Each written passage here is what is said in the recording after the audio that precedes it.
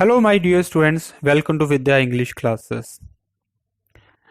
आज की इस वीडियो में हम एक बहुत ही इम्पोर्टेंट टॉपिक डिस्कस करेंगे और इस वीडियो के माध्यम से, इस टॉपिक के माध्यम से अगर आपकी टेंसेस करते वक्त कुछ गलतियां होती हैं, कुछ मिस्टेक्स होती हैं, तो वो आप कभी भी नहीं करेंगे। तो हम बात करते हैं वो कौन सी मिस्टेक्स हैं, पर उससे पहले थैंक्स अ लॉट जिन्होंने हमारे इस चैनल की वीडियोस को, हमारे चैनल को सब्सक्राइब किया है और वीडियोस वो आगे शेयर कर रहे हैं और लाइक भी कर रहे हैं। ऐसे ही अपना प्यार दिखाते रहें और ताकि आपकी इसे प्यार की वजह से मैं इंस्पायर होकर और वीडियोस आपके लिए बनाऊं। और स्टार्ट करते हैं हमारा आज का फर्स्ट टॉपिक। जो सबसे पहली मिस्टेक है, आपने देख रहे आपको जैसे स्क्रीन पर दिख रहा है, वो है फ्यूचर कॉन्टिन्यूअस और प्रोग्रेसिव की। पहले हम बात करते हैं फ्यूचर की। फ्यूचर कौन सा टेंस होता है? जो आने वाला है, आने वाला है। और इसके लिए हम अक्सर ही विल और शैल यूज करते हैं और रिटन में फॉर्मल इंग्लिश में आई एंड वी के साथ, फर्स्ट पर्सन आई और वी के साथ शैल लगाते हैं और बाकी के साथ हम विल लगाते हैं। ओके, कॉन्टिन्यूअस और प्रोग्रेसिव की अगर बात करें तो कॉन्टिन्यूअस और प्रोग्रेसिव वो टेंस होता है जो हमें कंटिन्यूटी में दिखाता है। मींस जो काम बिटवीन, मिडल में होता है। जैसे हमने कोई काम शुरू कर दिया बट खत्म नहीं हुआ, सो हम मिडल में हैं, so that tense is continuous और प्रोग्रेसिव। सो इसमें गलती क्या होती है? गलती पता करने के लिए क्या है, अक्सर ही जैसे पहले हम प्रेजेंट कॉन्टिन्यूस की बात है। प्रेजेंट कॉन्टिन्यूस में इज एम आर के साथ हम फर्स्ट फॉर्म के साथ आईएनजी की फॉर्म लगाते हैं और वाज पास्ट कॉन्टिन्यूस में वाज वर्ब प्लस वर्ब की फर्स्ट फॉर्म के साथ आईएनजी लगाते हैं। ठीक है, सिंपल है। सिंपल हेल्पिंग वर्ब के साथ हमने वर्ब की फर्स्ट फॉर्म प्लस आईएनजी लगाई। क्यों? क्योंकि आईएनजी मीन्स कॉन्टिन्यूस हो गया। बट हम गलती क्या करते हैं, जब हम फ्यूचर की बात है तो अक्सर ही हम विल शैल के साथ बाकी दो टेंसेस, पहले दो टेंसेस की तरह विल के साथ डायरेक्टली आईएनजी की फॉर्म लगा देते हैं। वो गलत हो जाता है। इसका जो रूल है वो विल शैल के साथ पहले बी लगता है, फिर फर्स्ट फॉर्म के साथ आईएनजी लगती है। सो ये सवाल सिर्फ आपके जहन में नहीं है, जो सभी के लिए है। ये क्या हो गया? इसका जवाब अगर आपने लेना है, समझना है, कभी भूलना नहीं, तो हमारी जो हम आगे बातें कर रहे हैं वो नहीं भूलनी। क्या है? पहले तो हम बात करते हैं एक्सिलरी की। एक्सिलरी दो तरह की होती है, हेल्पिंग वर्ब और मॉडल। हेल्पिंग वर्ब क्या होते हैं? जैसे is, am are, was were, has, have, had, do, does and did. और जो मॉडल्स होते हैं वो क्या होते हैं? जैसे will, shall, would, should, can, could, may, might, must etcetera, और भी होते हैं। इन दोनों में डिफरेंस क्या है? इन दोनों में डिफरेंस ये है कि जो मॉडल्स होते हैं उनके साथ सिर्फ और सिर्फ वर्ब की फर्स्ट फॉर्म ही लगती है। अगर हमने मॉडल के साथ फर्स्ट फॉर्म के साथ कुछ और लगा दिया, या फर्स्ट फॉर्म की जगह कुछ और लगा दिया, तो गलत हो जाएगा। जैसे अगर हमने विल शैल के बाद, विल शैल क्या है? एक मॉडल है। अगर विल शैल के बाद हमने वर्ब की फर्स्ट फॉर्म ना लगाई और फर्स्ट फॉर्म के साथ जैसे आईएनजी लगा दी या फर्स्ट फॉर्म के साथ एस और एस लगा दिया, जो हम अक्सर ही करते हैं, तो वो सेंटेंस गलत हो जाएगा। सो बहुत से स्टूडेंट्स के मन में आता है कि प्रेजेंट कॉन्टिन्यूस में इज एम आर के साथ कुछ भी नहीं लगा, सिर्फ वर्ब की फर्स्ट फॉर्म और आईएनजी लगी। वाज वर्ब के साथ भी ऐसा ही हुआ। तो फ्यूचर में विल शैल के साथ बी कहां से आ गया? ये सबसे पहली और सबसे बड़ी मिस्टेक है कि हम विल शैल के साथ फ्यूचर कॉन्टिन्यूस में बी लगाना भूल जाते हैं। हमें विल शैल याद रह गया क्योंकि ये फ्यूचर है। वर्ब की फर्स्ट फॉर्म के साथ आईएनजी याद रहेगी, क्यों? क्योंकि वो कॉन्टिन्यूस है। बट हम बी भूल जाते हैं। अभी अभी मैंने आपको क्या बोला था कि मॉडल एक अजेहे ऐसे वर्ड्स होते हैं जिसके साथ वर्ब की फर्स्ट फॉर्म के साथ मॉडल ऐसे वर्ड होते हैं जिसके साथ सिर्फ और सिर्फ वर्ब की फर्स्ट फॉर्म ही लगती है। अगर आपने फर्स्ट फॉर्म की जगह कुछ और लगा दिया तो समझो आपका सेंटेंस गलत है। सो आपने क्या करना है? Will shall plus be plus first form of verb and ING, ये फॉर्म लगानी है। अब आपको आई होप समझ आ गया होगा कि विल शैल के साथ बी क्यों लगा है। मैं फिर बता देता हूं। कि क्योंकि जो विल शैल है वो एक मॉडल है और मॉडल के साथ सिर्फ और सिर्फ वर्ब की फर्स्ट फॉर्म ही लगती है, ठीक है। इसीलिए हमें बी लगाना पड़ा। बी मीन्स बी कौन सी फॉर्म है, वर्ब की फर्स्ट फॉर्म है और उसके बाद आईएनजी लगा हुआ है वर्ब की फर्स्ट फॉर्म के साथ। वर्ब की फर्स्ट फॉर्म के साथ आईएनजी दिखा रहा है कि ये टेंस कॉन्टिन्यूस है और फ्यूचर के और विल शैल लगा होने का कारण क्या है कि ये फ्यूचर है। तो हमारा फ्यूचर कॉन्टिन्यूस बन गया। हमारी जो शर्त है विल शैल के साथ मॉडल के साथ फर्स्ट फॉर्म है वो भी पूरी हो गई और ये कॉन्टिन्यूस बनाना है वो भी पूरी हो गई। आई होप आपको समझ आ गया होगा। दूसरी गलती इसी टेंस में करते हैं हम नेगेटिव बनाने में। अक्सर ही हमें पता होता है कि जो नेगेटिव बनाना है, जो नॉट लगना है वो हेल्पिंग वर्ब या मॉडल के साथ लगता है। हम गलती कर बैठते हैं कि विल शैल के साथ साथ बी भी हेल्पिंग वर्ब का पार्ट है। नहीं, बी तो हमने यहां पर सिर्फ विल शैल की जो कंडीशन है, जो रूल है, उसको पूरा करने के लिए लगा है, जहां पर विल शैल ही मेन है, बी मेन नहीं है। आपको मैं याद रखने के लिए बताता हूं कि जो वर्ड हमें टेंस के बारे में बताए कि ये टेंस प्रेजेंट है, पास्ट है या फ्यूचर है, वो हमारे लिए मेन होता है। तो जहां पर कौन सा वर्ड है जो हमें बता रहा है कि ये फ्यूचर है, दैट इज विल और शैल। सो विल और शैल के साथ नॉट लगेगा, बी के बाद नहीं लगेगा। सो पहले विल शैल लगेगा, फिर नॉट लगेगा, फिर भी लगेगा। जैसे my friend will not be working. I hope आपको ये बात समझ आ गई।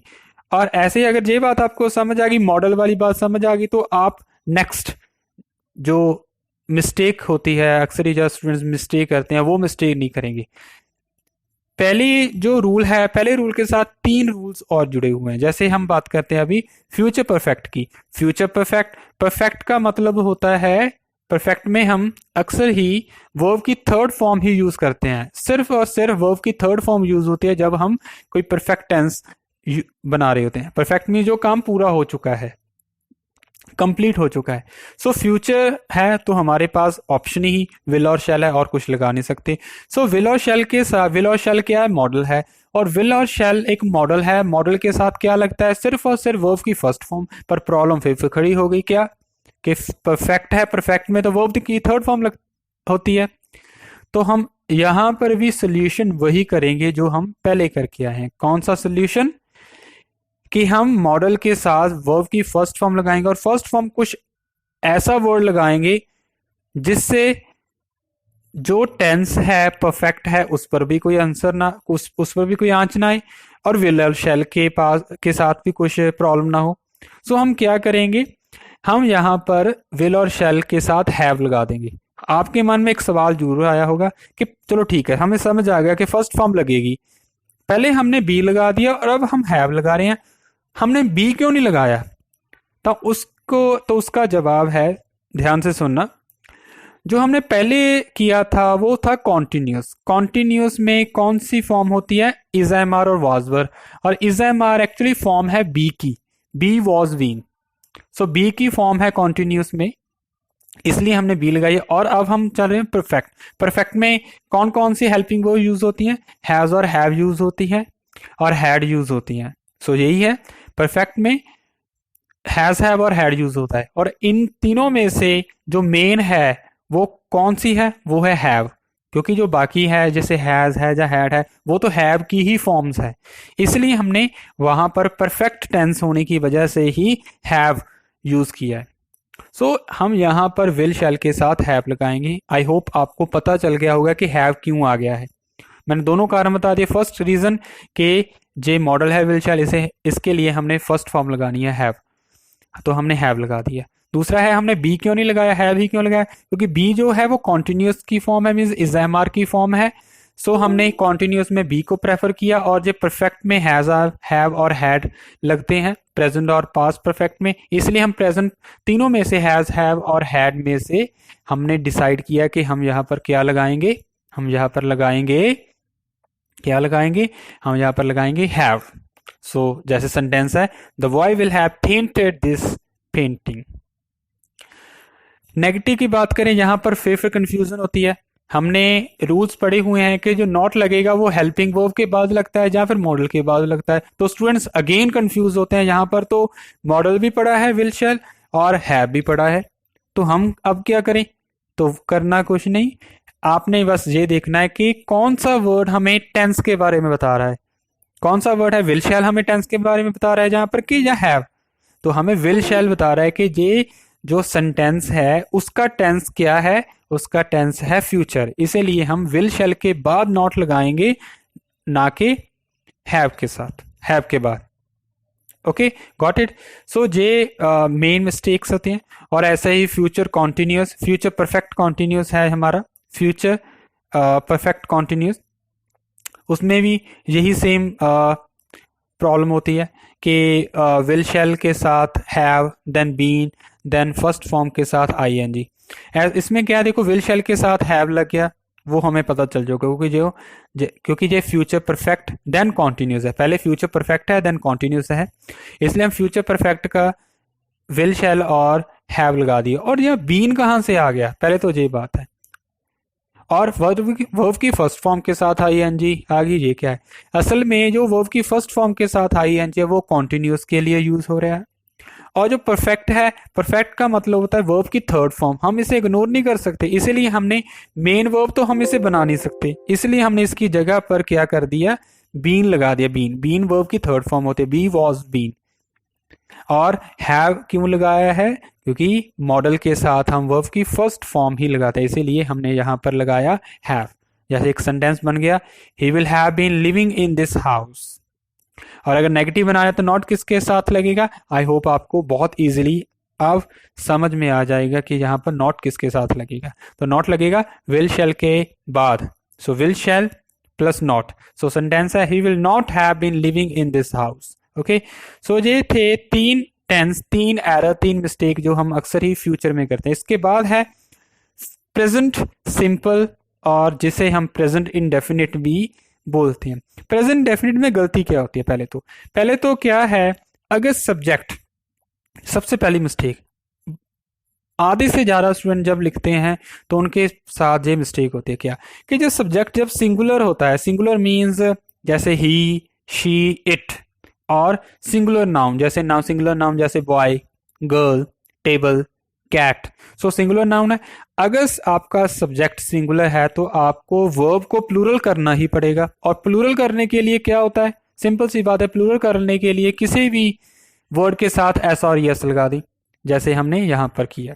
ओके, आपको ट्रिक बताता हूं, अगर सब्जेक्ट सिंगुलर है तो आपकी वर्ब प्लूरल होगी, अगर आपका सब्जेक्ट प्लूरल है पहले से ही तो आपको क्या करना है, वर्ब की जो फॉर्म है उसको सिंगुलर ही रखना है। और एक रूल और है जो एक्सेप्शनल है, वो क्या है, जैसे है सब्जेक्ट और आई, जैसे सब्जेक्ट आई, वैसे इसका रूल ये होता है कि जो फर्स्ट पर्सन पर नाउन होता है उसके साथ कौन सा रूल अप्लाई होता है? रूल अप्लाई होता है उसके साथ वर्ब की फर्स्ट फॉर्म ही लगती है, मींस प्लूरल वाला रूल अप्लाई होता है। अगर आपको याद रखना है ना, तो याद रखने के लिए मैं एक इजी सा सेंटेंस बताऊं। जैसे जब हम छोटे होते हैं तो एक एप्लीकेशन लिखते हैं, तो एप्लीकेशन की वेरी फर्स्ट लाइन अक्सर ही क्या होता है, आई बेग टू से, आई बेग टू से। तो वहां पर देखे आई के साथ हमने बेग लगाया, BEG, जिसका हिंदी में मतलब कि मैं बेनती करता हूं, आई बेग। सो यहां पर हमने लगाया बेग। सो वो तरीका याद रखने का। आई रिपीट क्या क्या है, अगर सब्जेक्ट आपका सिंगुलर है तो आपने वर्ब की फॉर्म को प्लूरल करना है। प्लूरल करने का वे क्या है, एस और यस लगा दें, या फर्स्ट फॉर्म के साथ एस और यस लगा दें। अगर आपने सब्जेक्ट आपको पहले ही पता लग रहा है कि जो तो प्लूरल है, plural means they, you, we, और प्लूरल नाउन्स जैसे टेबल्स, बॉयज, कैट्स, और एक और वर्ड था आई जो एक्सेप्शनल है, सो आई। सो इनके साथ सिर्फ और सिर्फ क्या लगेगी, वर्ब की फर्स्ट फॉर्म लगेगी। ये तो चलो हमने समझ लिया। और अब नेगेटिव की बात करें। नेगेटिव में अगेन यहां पर एरर होती है। क्या एरर होती है? वो नेगेटिव में एरर होती है, जैसे हमने समझ तो लिया कि अगर सब्जेक्ट सिंगुलर है तो हमने वर्ब को प्लूरल करना है, बिल्कुल सही है। जैसे सेंटेंस है he likes her, subject singular था, हमने वर्ब को प्लूरल कर दिया। अगर नेगेटिव बनाना है तो अक्सर ही हमें ये तो याद रह जाता है कि हमने डू नॉट लगाना है या डज नॉट लगाना है। डू नॉट और डज नॉट में कौन सी अगेन गलती होती है कि कौन सी जो हेल्पिंग वर्ब है वो किसके साथ लगेगी। अगेन इसमें भी पहचानने का बहुत ही आसान सा तरीका है। क्या आसान सा तरीका है? आप देखो कि कौन से वर्ड के साथ एस और यस लगी है। जिसके साथ एस और यस लगी है वो सब्जेक्ट सिंगुलर वाले सेंटेंस में लगेगा, और जो जिसके साथ एस और यस नहीं है उसके वो लगेगा कहां पर लगेगा, वो लगेगा हमारे, अगर सब्जेक्ट प्लूरल है वहां पर लगेगा। जैसे डज नॉट है, अगर डू नॉट और डज नॉट में ई एस लगी है, हमने ऊपर किया था अगर वर्ब की फर्स्ट फॉर्म के साथ एस और ई एस है तो हमारा सब्जेक्ट सिंगुलर होना चाहिए। सो इससे डिसाइड क्या हुआ, जैसे क्या हमने फाइनल किया कि डज नॉट हमारा सब्जेक्ट सिंगुलर में लगेगा। अगर सब्जेक्ट सिंगुलर है तब हम डज नॉट लगाएंगे। पर अगेन ये बात भी होगी, चलो ठीक है, ही के साथ डज नॉट कर लिया, सारा कुछ ठीक करके हम फिर गलती क्या करते हैं, क्या बहुत से स्टूडेंट्स क्या कर देते हैं, ही डज नॉट के बाद लाइक्स लगाते हैं, लाइक्स, क्योंकि ऊपर लाइक था पॉजिटिव सेंटेंस में, अफर्मेटिव सेंटेंस नहीं।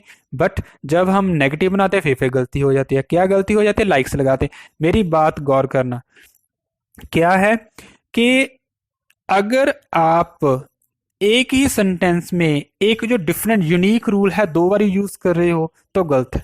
जैसे एस और यस वाला रूल और कभी भी कहीं पर नहीं यूज होता, सिर्फ प्रेजेंट सिंपल में एक बार यूज होता है जब पॉजिटिव सेंटेंस हो, मींस अफर्मेटिव सेंटेंस हो और सब्जेक्ट सिंगुलर हो। अगर हमने यहां पर पहले डज लगा दिया तो एस और यस वाला रूल पहले लग गया, तो हम उसके बाद जो भी वर्ड है, जो भी वर्ब की फॉर्म है उसके साथ कुछ भी नहीं लगाएंगे, सिर्फ और सिर्फ वो वर्ब की फर्स्ट फॉर्म रहेगी। Means he does not like, ये सेंटेंस बिल्कुल सही है। अगर आपने लाइक्स भी लगा दिया और डज भी लगा दिया तो ये तो दो बार रूल अप्लाई हो गया प्रेजेंट सिंपल वाला, ये तो गलत हो गया। इसीलिए सिर्फ एक ही बार एस और यस लगेगी। ओके, सो आगे नेगेटिव के दूसरे रूल लिखे हुए हैं। इसके बाद जो गलती होती है, जो हमारी आज की इस वीडियो की लास्ट क्वेश्चन है, रूल है, और ये भी गलती हम अक्सर ही करते रहते हैं। वो गलती कौन सी है देखो। सो पास्ट सिंपल, जिसे हम पास्ट इंडेफिनिट भी कहते हैं, ये टेंस हम अक्सर ही तब यूज करते हैं जब हम कोई पास्ट का काम कर रहे हैं, जो बता रहे हैं जो कि रूटीन में होता था, रूटीन में डेली होता था। सो इसमें अगेन ये एक यूनिक टेंस है। यूनिक क्यों है, क्योंकि ये एक ऐसा टेंस है जिसमें हेल्पिंग वर्ब यूज नहीं होती अफर्मेटिव पॉजिटिव सेंटेंस में। एक तो हम पिछले जैसे पिछली जो स्लाइड थी वहां पर किया था, प्रेजेंट सिंपल की बात की थी। जैसे प्रेजेंट सिंपल में भी हमने कोई हेल्पिंग वर्ब नहीं यूज की थी पॉजिटिव सेंटेंसेस में, अफर्मेटिव सेंटेंस नहीं। वैसे ही दूसरा जो टेंस है पास्ट सिंपल, जिसमें अगर सेंटेंस आपका अफर्मेटिव है तो हम कोई भी हेल्पिंग वर्ब यूज नहीं करेंगे। हाँ, अगर नेगेटिव और इंट्रोगेटिव बनाना है तो डेफिनेटली हमें यूज करनी ही पड़ेगी। सो इसमें क्या रूल है, रूल वही है कि पास्ट सिंपल है, पास्ट मीन्स वर्ब की सेकंड फॉर्म लगती है, पास्ट सेकंड फॉर्म लगी, जैसे बॉयज प्लेड क्रिकेट। बट इसमें गलती क्या होती है, गलती होती है नेगेटिव बनाने में, पॉजिटिव और अफर्मेटिव बनाने में नहीं होती। गलती होती है, गलती सिर्फ नेगेटिव बनाने में होती है या इंट्रोगेटिव बनाने में होती है। क्या होता है, जैसे हमें बोला गया कि अगर आप इसको नेगेटिव बनाओ, बॉयज प्लेड क्रिकेट, तो हम बोलेंगे boys did not play cricket. But most of the students, आधे से ज्यादा स्टूडेंट्स पता क्या कहते हैं, boys did not played cricket. Again यहां पर क्या गलती होगी, जैसे मैंने पिछले टेंस में बताया था कि जो यूनिक रूल होता है वो एक बार यूज होता है एक सेंटेंस में। जैसे ही वहां पर हुआ वैसे ही यहां पर है। क्या इसमें भी जो वर्ब की सेकंड फॉर्म है, ये ऐसी सेकंड फॉर्म है, एक ऐसा टेंस है जो वर्ब की फॉर्म कहीं पर भी कभी भी और यूज होती नहीं, सिर्फ एक बार यूज होती है, और एक सेंटेंस में भी एक बार ही होती है। तो हम ऐसा नहीं कर सकते कि हम डिड नॉट के साथ प्लेड लगा देंगे। क्यों, क्योंकि डिड नॉट अपने आप में, डिड अपने आप में वर्ब की सेकंड फॉर्म है। अगर ये सेकंड फॉर्म है तो प्ले के साथ हम प्लेड नहीं लगाएंगे। जा तो यहां पर बॉयज प्लेड लगेगा, पर हम नेगेटिव बनाना है, नेगेटिव बनेगा हेल्पिंग वर्ब के साथ, और हेल्पिंग वर्ब हमें यहाँ पर पास्ट की लगानी पड़ेगी, वो लगेगी डिड। सो हमें मजबूरन डिड नॉट तो हमने लगा दिया, इसके बाद जो वर्ब की फॉर्म लगेगी वो फर्स्ट लगेगी। आई बात समझे।